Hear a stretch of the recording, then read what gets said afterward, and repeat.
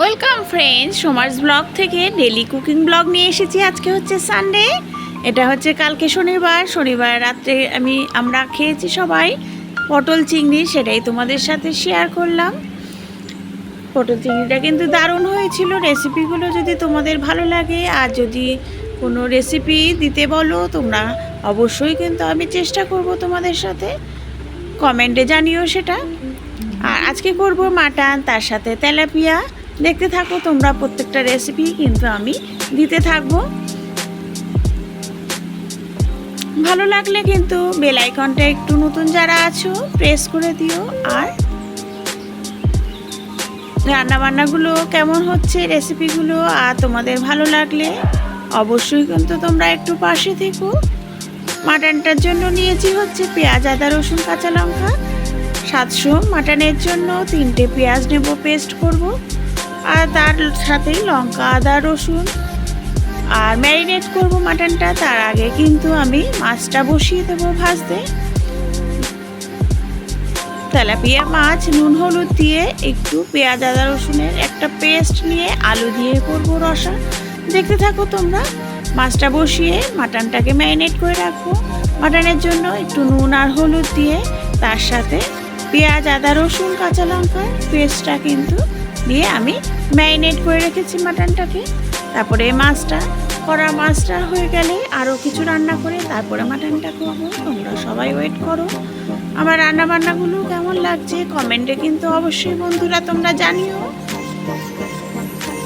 মাছগুলোকে বেশ ভালো লাল লাল করে ভেজে নিয়েছি। তারপরে গোটা জিরে ফোড়ন দিয়ে দিলাম হচ্ছে একটু পটল, আলু আর তার সাথে একটু টমেটো দিয়ে ভালো করে এটা ভেজে নেব। হালকা করে একটু ভেজে নেবার পরে যে পেঁয়াজ, আদা, রসুন 1 স্পুন পেঁয়াজ, আদা, রসুন, কাঁচা লঙ্কার একটা পেস্ট দিয়ে দিলাম। বেশি দিতে লাগবে না। এতে মশলাটার সাথে ভালো করে আলুটা কষানো হয়ে গেলে দিয়ে দেবো হচ্ছে জল। জলটা দেওয়ার পরে আলুটা যখন দেখবো যে সেদ্ধ হয়ে গেছে তখনই কিন্তু মাছটা দেব।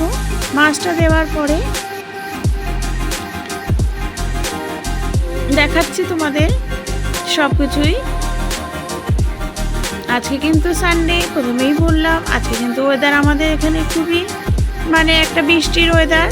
সবসময় মেঘ করে আছে, বৃষ্টি খুবই কম হচ্ছে, কিন্তু সারাক্ষণ ধীরে ধীরে একটু বৃষ্টি, কিন্তু মেঘ করে আছে। আজকে ওয়েদারটা আমাদের এরকমই। তার সাথে রান্নাবান্না ভালোই লাগছে। আর আজকে আমার দাদা আর মা আসবে, তার জন্যই মাটন করছি। আর তার সাথে নান করব, একটা আলু দম করব। সেটা আমার রান্না হয়নি, তাই তোমাদের সাথে শেয়ার করতে পারলাম না। এটা কালকে দেব নানটা। আর তার সাথে আলুর দমটা আরেকটা করার আছে, ইচ্ছা আছে। ডিমের কাটলেট করব, সেটাও কিন্তু কালকে তোমাদের সাথে শেয়ার করে নেব।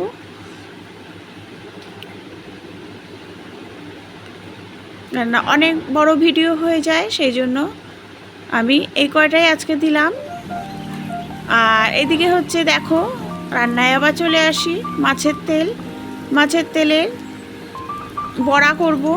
কিছুই না, মাছের তেলটাকে একটু চটকে মেখে নিয়ে ভালো করে ধুয়ে নিতে হবে, শিরাগুলো ফেলে দিয়ে।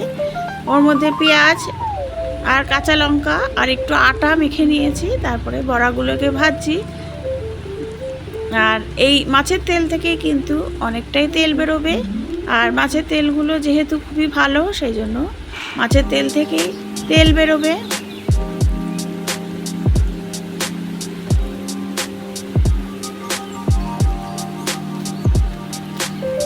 মাটনটা করব, সেই জন্য পেঁয়াজটা ভেজে নিচ্ছি।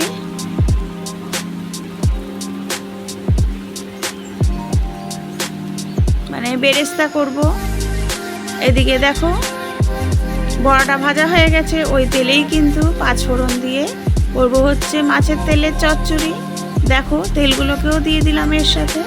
কুমড়ো, বেগুন, আলু, তার সাথে একটু পেঁয়াজ কুচি করে, কাঁচা লঙ্কা কুচি সব দিয়ে একসাথে বসিয়ে দেব।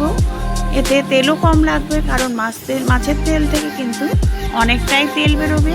দেখতে থাকো তোমরা, খুবই ভালো লাগে এই মাছের তেল খেতে। এর মধ্যে কিন্তু একটু ডিমও আছে, পটকাও আছে। আর মাটনটা করব। মাটনটা করার জন্য পেঁয়াজটা ভেজে নিচ্ছি, তার সাথে একটু নুন আর একটু চিনি দিয়ে দেবে, তাহলে মাটনের কালার কিন্তু দুর্দান্ত হয়। আরেকটা টিক্সও তোমাদের বলবো, এটা হচ্ছে চাইল্ড লিকার দেবে, তাহলে কালার দুর্দান্ত কালার হয়। এতে দিয়ে দিলাম ফোড়ন, দিয়ে মাটনটা ছেড়ে দিলাম। দারচিনি, শুকনো লঙ্কা, তেজপাতা আর এলাচ। মাটনটা ম্যারিনেট করাই আছে। দেখো এদিকে তেল চচ্চড়িটা নামানোর ঠিক আগের মুহূর্তটা দেখাচ্ছি। কিছুই না, সব দিয়ে চিনি, নুন, হলুদ সব দিয়ে বসিয়ে দিয়েছি। আর একটু নামানোর আগে ধনেপাতা, ব্যাস দারুণ স্বাদের হয়। যেমন দেখতে তেমনি খেতে হয়। মাটনটা কষাচ্ছি। মাটনটা কিন্তু মাঝারি আছে। এতে ভালো করে মাটন কষানোও হবে। দিয়ে দিলাম ধনের গুঁড়ো 1 চামচ, 1 চামচ গোলমরিচ, 1 চামচ শুকনো লঙ্কা গুঁড়ো, সব দিয়ে মাটনটাকে ভালো করে কষিয়ে নেব। আমি যত কষাবো ততই কিন্তু এর টেস্টও আসবে। পরিমাণগুলো বলে দিচ্ছি। 700 মাটনের জন্য 3টে পেঁয়াজ আর 10-15টা মতো রসুন আর 1 ফালি আদা আর 5-6টা কাঁচা লঙ্কা পেস্ট করে নিয়ে ম্যারিনেট করে রেখেছি।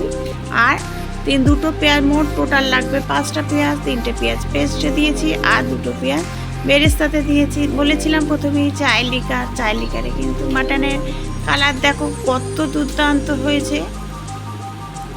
ব্যাস আলু দিয়ে সিটি মেরে নিয়েছিলাম চাইল্ড লিকারের জল দিয়েই। তারপরে হচ্ছে নামানোর পরেই গরম মশলা আর বেরেস্তাটা দিয়ে দিলাম।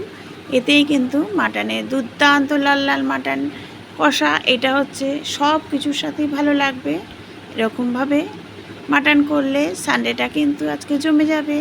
Thank you.